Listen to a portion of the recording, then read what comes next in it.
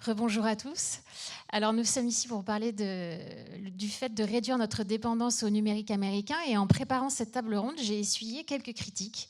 En fait, des gens qui m'ont dit que ça allait peut-être trop stigmatiser les États-Unis, que finalement on posait pas le problème dans les bons termes, qu'on était aussi dépendant de beaucoup de pays asiatiques.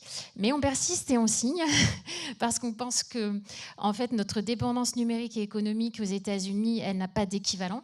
Et on peut l'illustrer par le cas récent du juge Nicolas Guillou. Je sais que c'est un exemple que vous aimez citer également, magistrat français qui est à la Cour pénale internationale et qui, sous sanction américaine, a perdu l'accès à tous ses comptes et données sur des plateformes américaines, mais également toute carte bancaire, et qui ne peut pas non plus rembourser ses frais de santé. Donc on voit bien là à quel point on est dépendant structurellement. Et je me demandais quand même, vu les critiques, s'il n'y avait pas une forme à la fois de déni et de peur encore vis-à-vis de cet allié américain. Et j'avais envie de commencer par vous, Dorothée, parce que vous aviez une anecdote que j'ai trouvée un petit peu amusante à la fois et un peu stupéfiante sur la signature électronique. Oui, alors bonjour, je suis Dorothée De Croff, je suis déléguée générale d'Exatrust. Désolée, j'ai oublié de vous présenter. Il n'y a pas de souci, je vais essayer de le faire toute Déléguée seule. générale d'Exatrust, donc qui fédère 160 entreprises de la européenne. cybersécurité, du cloud et des plateformes collaboratives, entre autres, au niveau français et européen. Et oui, moi, quand je suis arrivée chez Exatrust, j'avais déjà un passé d'une vingtaine d'années dans l'économie circulaire, donc les métiers du recyclage, où vous avez des emplois en France non délocalisables. Donc voilà, ça me parlait un petit peu finalement ce combat pour la souveraineté qui est assez ancien chez Exatrust, puisque l'association s'est créée en 2013, qu'elle a très vite, promu finalement l'entrepreneuriat à la française, à l'européenne, avec des entrepreneurs ambitieux qui veulent avoir à la fois cette ambition internationale pour un grand nombre d'entre eux. Et donc sur la signature électronique, l'un des premiers dossiers que je fais, c'est que je gagne une subvention à la French Tech et on m'envoie un DocuSign pour le signer. Et je réponds très gentiment que en fait, je m'appelle Exatrust et que je ne peux pas signer avec DocuSign parce que ça va peut-être un petit peu me heurter, mais que j'ai aussi des membres qui sont conformes IDAS à ce moment-là et que ça me ferait plaisir de pouvoir signer avec l'un d'entre eux. Bon, effectivement, là, c'est un peu panique à Bercy, puisque... Il faut préciser que DocuSign est américain. Voilà, DocuSign est américain, et que à ce moment-là, je m'interprète assez mal que quelques fonctionnaires français puissent faire les avant-ventes d'un système d'une signature, alors qu'on a, pour le coup, des industriels français. Bon, c'était un peu pour la boutade au démarrage. Certains qui me connaissent, j'ai un petit peu, parfois, un animal à sang-froid, et en fait, ça s'embraye, en fait. Et effectivement, vu ce que l'on promeut dans notre quotidien, les gens sont attentifs finalement à la parole d'Exatrust, à ce que l'on fait. Et effectivement, si je signe avec DocuSign, les gens le verront et me demanderont pourquoi je le fais. Alors parfois, je ne suis pas décisionnaire. Et là, en l'occurrence, je trouvais que pour signer avec ma propre administration de tutelle, je trouvais ça sympa. Et après moult échanges et quelques semaines, voire quelques mois d'échanges, on a réussi à me faire signer avec un autre système, ce qui a fait qu'un nouvel opérateur français est rentré dans le circuit de proposition de Bercy. Voilà, c'était pour la petite anecdote, mais c'est aussi, ça reflète finalement cette espèce de, non pas de combat quotidien, parce que c'est pas un combat, mais de réflexe à avoir sur nos usages du quotidien. Autant nous sommes très précautionneux sur ce que l'on mange, la filière agroalimentaire, est-ce que c'est bio, est-ce que c'est notre producteur local, est-ce que ça a un impact sur notre territoire, est-ce que ça a un impact sur notre santé. Bien, le numérique, c'est pareil. Est-ce que nos fournisseurs ont un impact positif sur notre chaîne de valeur? On l'a pu le voir sur les tables rondes avant. Est-ce que 10% d'augmentation tous les ans, c'est quelque chose de raisonnable? Est-ce que nous sommes dans des conditions donneurs d'ordre fournisseurs équilibrées? Est-ce que nous sommes en ligne avec la protection de nos données? En fait, ça s'applique terriblement au numérique et c'est ce qu'on essaye de porter par nos démarches, nos outils du quotidien et ce qu'on essaye en fait d'insuffler dans les écosystèmes de décideurs, qu'ils soient des décideurs IT, mais plus largement finalement ce qui relève du COMEX ou de la direction générale de avec qui j'ai envie de travailler, qu'est-ce que ça dit de moi, qu'est-ce que ça dit de mes relations lorsque je fais des rapports RSE ou que sais-je, de voir avec qui je peux travailler lorsque j'ai le choix en matière numérique. Henri Verdier, donc vous êtes directeur général de la Fondation INRIA, vous avez été ambassadeur pour le numérique et également à la tête de l'ancêtre de la DINUM, donc vous êtes un acteur de la transformation numérique de l'État. Vous avez été. Qu'est-ce que vous pensez alors de cette position peut-être encore ambiguë qu'on a vis-à-vis des États-Unis? Et puis je crois que vous êtes tout à fait en phase avec Dorothée sur ce questionnement à avoir dans notre quotidien à tous les niveaux sur l'utilisation qu'on fait des services américains. Oui, je suis tout à fait en phase avec Dorothée. C'est ce que je prévoyais de dire, donc maintenant je suis pris de court. Non, premièrement, ce qui compte effectivement, c'est notre souveraineté. Il y a eu trop de débats philosophiques pour savoir si on parlait d'autarcie, d'autonomie stratégique, de ceci, de cela. C'est une espèce de liberté de manœuvre et peut-être même de dignité, parce que ça compte aussi. Enfin, je veux dire, on doit être traité quand même avec un respect minimal.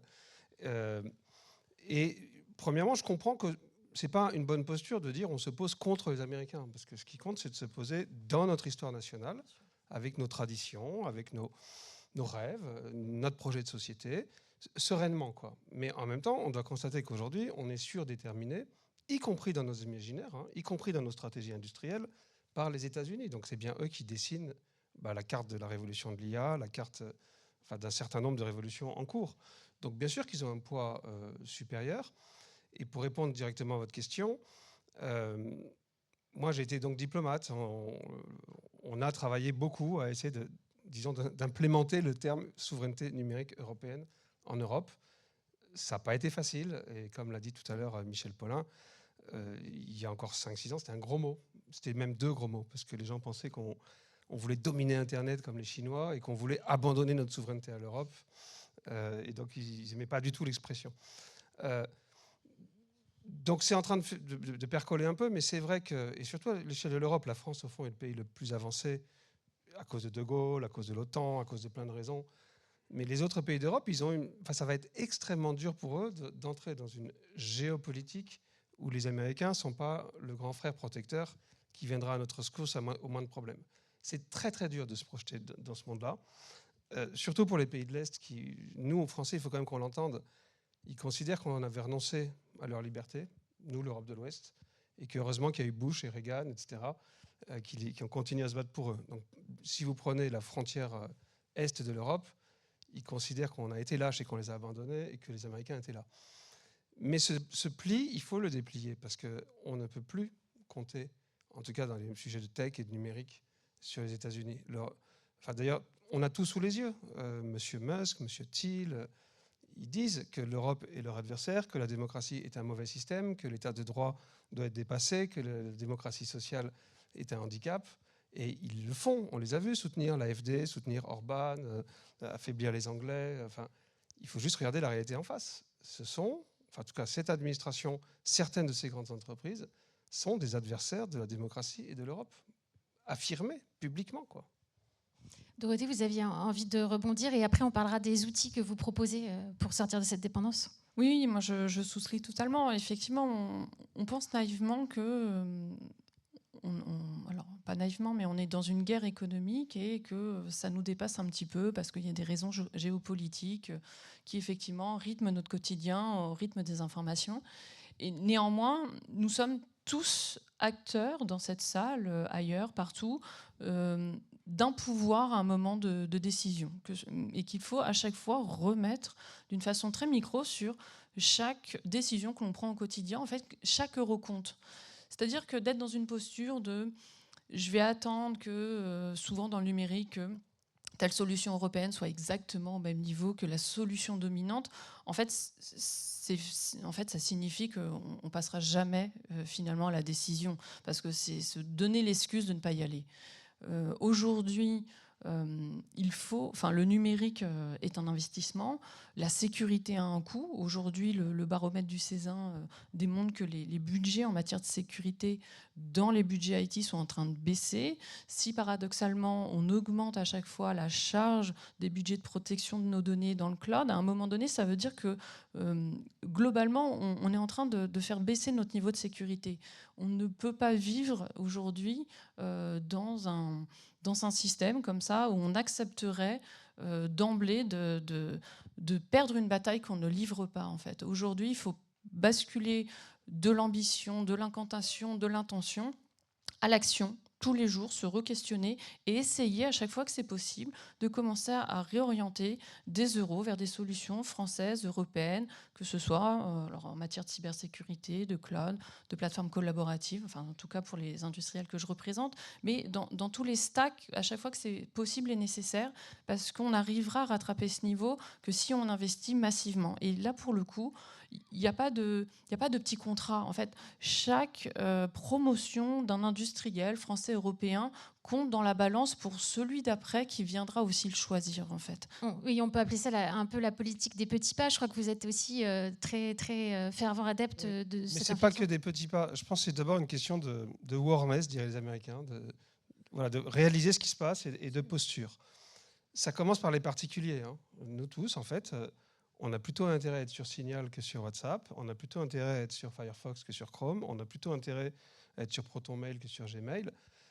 Et à le dire autour de nous. Et c'est pour ça que j'ai mis le mot dignité, parce que même si vous vous dites « Oh là là, mes données n'intéressent personne, et c'est pas grave, et personne ne m'espionnera », enfin, il y a des boîtes qui vous disent les yeux dans les yeux « On va détruire votre démocratie, notre puissance vient de nos IA qui sont éduquées par vos données », et vous dites « Bon, c'est pas grave, je continue à te filer mes données ». C'est un manque de respect de soi-même, en fait, enfin, pour commencer. Donc je pense qu'il y a des choses à faire au niveau des particuliers et qu'il faut y penser tout le temps et prendre des décisions chaque fois qu'on peut. Évidemment, comme vous le savez, comme moi, ce qui est dur, c'est de convaincre toute la famille de quitter le groupe WhatsApp et d'aller sur un groupe Signal. Mais il faut leur expliquer qu'il y a aussi des notifications sur Signal, parce qu'ils souvent ils disent « je vois pas ». Enfin bref. Dans les entreprises, c'est un peu pareil, sauf que là, ça demande peut-être un peu de réorganisation. Parce que moi, je l'ai dit récemment à la commission d'enquête parlementaire, j'ai quand même vu beaucoup d'entreprises chez qui la fonction IT était extrêmement faible, et d'administration aussi, ne vous inquiétez pas, était finalement une fonction d'achat. Et cette idée aussi que quand même je dois m'armer un peu et peut-être me réorganiser un peu pour que mes fonctions informatiques soient des fonctions stratégiques, qu'elles aient une place au COMEX, qu'on sache de quoi on parle, qu'on ait déjà ouvert un code et qu'on sache le lire.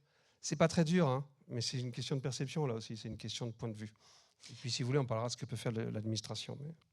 Dorothée, vous proposez déjà aujourd'hui des outils pour les entreprises. Quels sont-ils ? Alors, on a plusieurs outils de plusieurs ordres. Alors, on a lancé il y a quelques semaines un Hexadiag en route pour Nice 2, qui était un Hexadiag complémentaire à celui que nous avions lancé l'année dernière sur destination des TPE-PME. C'est un outil d'autodiagnostic. C'est de l'autodiagnostic gratuit qui est disponible sur notre site internet et qui permet à la fois en une quinzaine de minutes d'avoir une première évaluation de sa maturité en matière de sécurité numérique, d'avoir des axes d'amélioration de façon très concrète, c'est en complémentaire à tous les outils de l'ANSSI.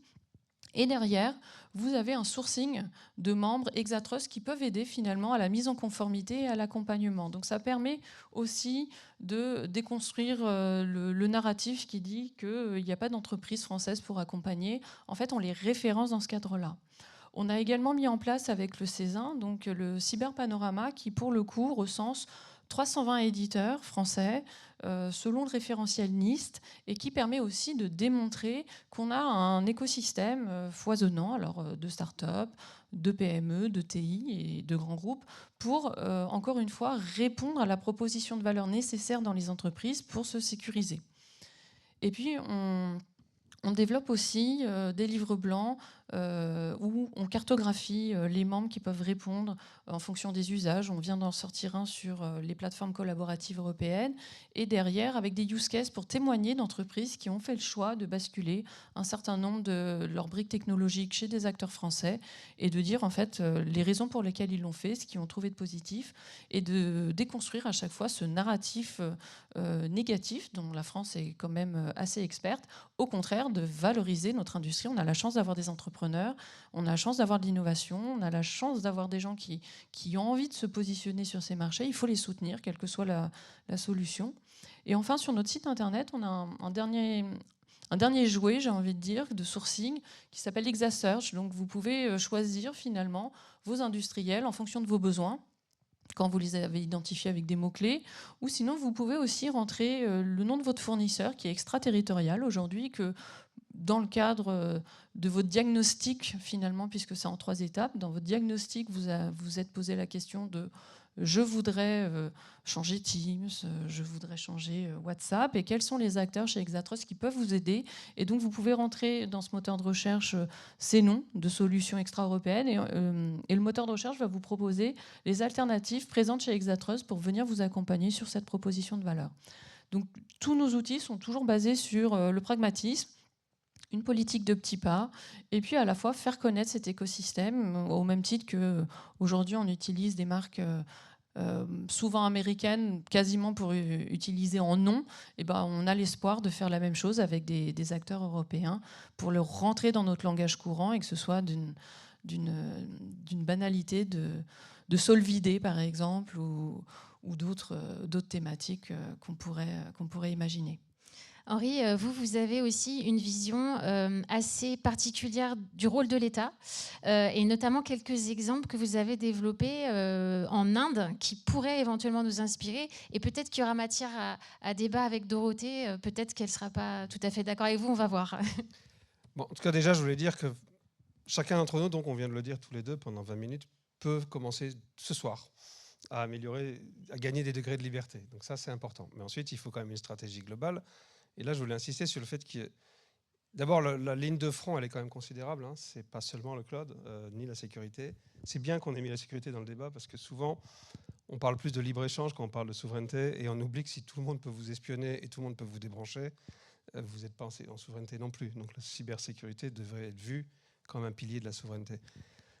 Mais si on veut une souveraineté raisonnable pour l'espace européen, il faut jouer pour qu'il y ait un marché concurrentiel, pour qu'il y ait de l'offre.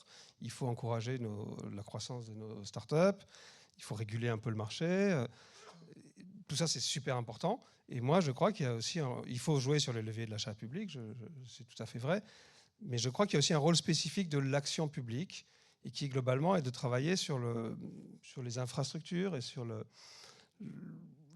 cette espèce de terreau sur lequel on va innover. Alors d'abord, j'en profite pour le glisser, ça a été un de mes grands travaux de diplomatie numérique.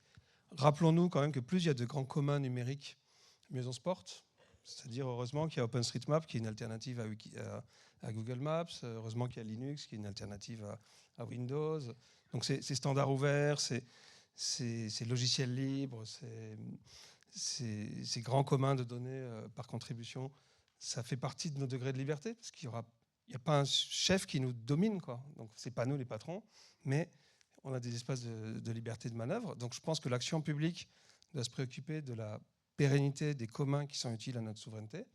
Et par exemple, nous, la France, nous avons suscité la création d'un consortium européen, un European Digital Infrastructure Consortium, un EDIC, pour être capable de financer un peu les communs utiles à notre souveraineté. Et puis c'est vrai que je pense que sur certains sujets comme l'identité, le paiement, l'État peut se préoccuper de créer la très très très fine couche d'infrastructures qui permet ensuite au marché de se greffer dessus en autonomie. Et en une phrase, ce que j'ai vraiment étudié de près, j'y suis allé au moins 20 fois en Inde, c'est le mouvement qu'ils appellent des Digital Public Infrastructure, où d'abord avec une identité numérique forte, claire, nette et précise, qui au passage a coûté 1 euro par Indien, alors que nous on travaille sur des scénarios à 100 euros par Français. Ils sont très nombreux par rapport à nous. C'est pas ça, c'est qu'ils ont fait des outils. En fait, souvent l'Inde se permet de faire le leapfrog, puisque par exemple sur le paiement, justement, ils nous disent c'est marrant, vous voulez d'abord créer une carte bancaire, puis une émulation de carte bancaire, puis après vous faites un système de paiement, alors que si on a 2 identités et les numéros des comptes en banque, on peut faire du paiement direct en oubliant tout ce fatras. Donc souvent, c'est surtout qu'ils ont zappé des étapes que nous on prend parce qu'elles se sont fossilisées dans notre histoire. Mais en un mot, comme ça je termine, en Inde, il y a un projet qui s'appelle UPI, Unified Payment for India. Le gouvernement s'est contenté d'écrire des API de paiement, de dire aux banques par la loi, vous avez l'obligation de les implémenter dans l'année qui vient. de créer une autorité qui vérifie si c'est fait et si c'est fait loyalement. C'est tout. Et sur l'existence de ces API de paiement qui sont standardisés et que toutes les banques utilisent, sont nées 600 boîtes. Alors, il y a aussi Google Pay, hein, mais il y a 600 boîtes. Ça a bancarisé 300 millions de personnes qui n'avaient jamais de compte en banque de leur vie. Et aujourd'hui, en Inde, il y a plus de transactions électroniques que Chine et US réunis. Et là, c'est des choses qui sont, d'après moi, du ressort de l'action publique, parce que pour faire adopter un standard à la taille du pays, et encore plus si c'est l'Europe, il faut des autorités aussi, quoi. Et vous aviez aussi cité l'exemple des VTC. Oui, alors il y a pas un autre dépendants d'Uber, protocole hein. ouvert de la même famille qui, lui, s'appelle Beacon et qui est plus fait pour décrire des objets, leur géolocalisation et leurs propriétaires. Donc voilà, le standard est en ligne, vous pouvez y aller ce soir et vous en servir. Et par exemple, moi j'ai trouvé ça magnifique, les rickshaws, les tchouk-tchouk indiens, les petits taxis, scooters là, de Bangalore. D'abord, ils se sont dit, mais pourquoi on donne 40% de notre chiffre d'affaires à Uber, quoi? Et d'ailleurs, eux, ils ont raisonné, ils ont dit, on était là depuis des siècles et on sera là bien après la chute de Uber. Pourquoi en ce moment, on a une espèce d'impôt? Et pour $5 000, ils ont fabriqué l'application, parce qu'en fait, ils ont juste demandé d'abord à chaque... Enfin, ils ont décrit tous les rickshaws avec le même protocole, et puis ils ont fait une application voilà ce que ça leur a coûté, $5 000. Et ils ont récupéré 40% de chiffre d'affaires. Et en plus, ils ont rajouté quelque chose qu'ils ont indianisé, parce qu'en Inde, on aime bien négocier. Et donc, si vous voulez réserver un rickshaw à Bangalore, vous aurez 4-5 offres et vous pourrez dire je suis prêt à rajouter 10 roupies. Enfin, il y a une possibilité de bargain. Dorothée, est-ce que vous avez envie de rebondir sur cette idée d'État plateforme? Pour vous, quel serait idéalement le rôle de l'État dans cette prise en main technologique? Il y en a à minima deux. Il y a déjà l'exemplarité de l'État aujourd'hui d'utiliser la filière qu'elle aide à construire, finalement, par les systèmes de France 2030 ou tous les systèmes d'aide étatique qui subventionnent de l'innovation. Derrière, il faudrait s'assurer que la commande va jusqu'au bout en fait, de ses propres dispositifs et qu'on puisse avoir une logique de DARPA. Donc il y a à la fois l'État exemplaire dans ses usages, il y a l'État qui soutient à un moment donné un certain nombre de projets et qui tire la corde jusqu'au bout pour que ces entreprises puissent ensuite bénéficier de commandes.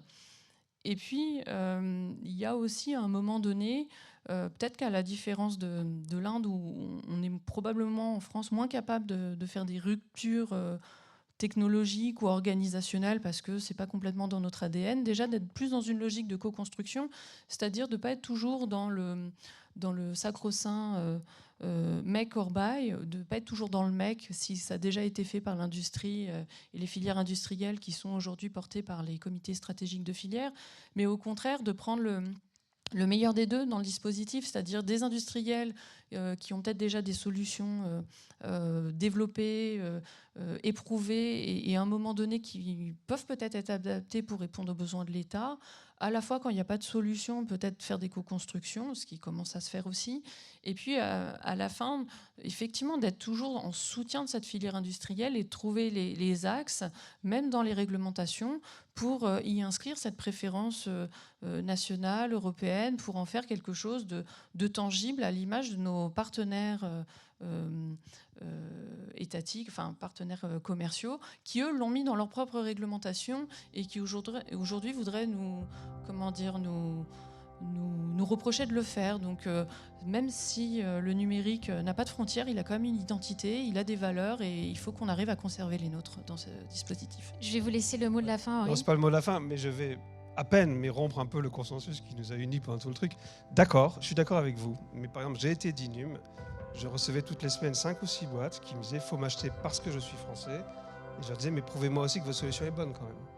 On ne va pas acheter juste parce que c'est français ». Mais là, on retombe dans le narratif négatif alors qu'on doit pouvoir trouver ce consensus. Absolument, mais on n'a plus le temps. Enfin, sur l'essentiel, vous aurez été d'accord sur cette idée qu'il faut remettre en question chaque pratique qu'on a très très inscrite dans notre quotidien. Et puis, je vais essayer de faire passer ma famille sur le signal, du coup. Allez-y. Merci beaucoup.